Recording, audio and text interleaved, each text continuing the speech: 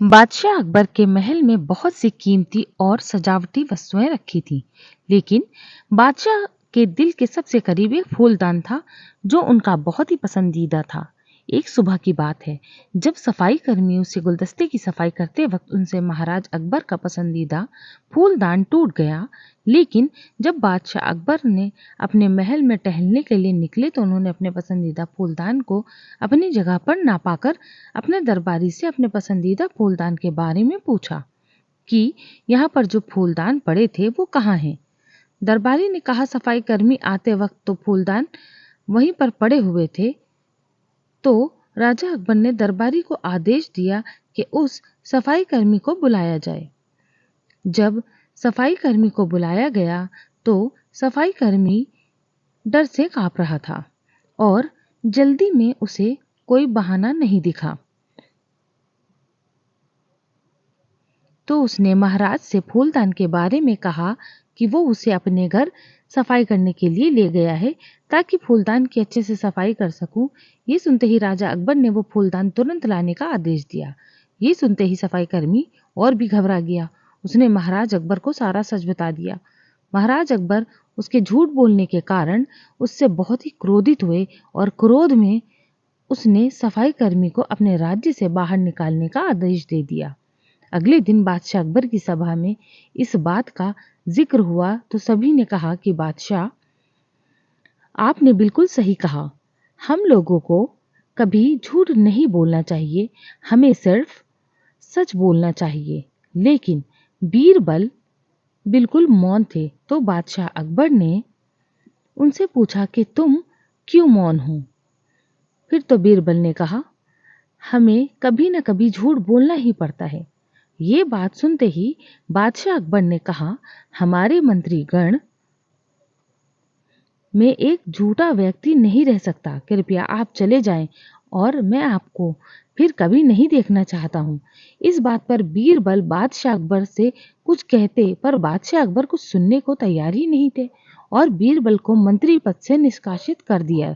घर पहुंचते ही बीरबल को एक विचार आया। बीरबल एक सुनार से मिले और उनसे एक गेहूं की बाली दी और कहा कि इसे हूबहू ऐसा ही बनाया जाए। अगले दिन बीरबल ने उसके गेहूं की बाली को लेकर महाराज अकबर के पास पहुंचे। महाराजा अकबर ने बीरबल को देखते ही कहा, मैंने तो तुम्हें यहाँ आने को मना किया था, फिर भी तुम यहाँ क्यों आए हो। बीरबल ने कहा, महाराज, मैं आपके दरबार में आया हूँ। मैंने आपके हुक्म की तामील नहीं की, इसके लिए मैं क्षमा मांगता हूँ। लेकिन मैं इस राज्य का एक अच्छा नागरिक भी हूँ।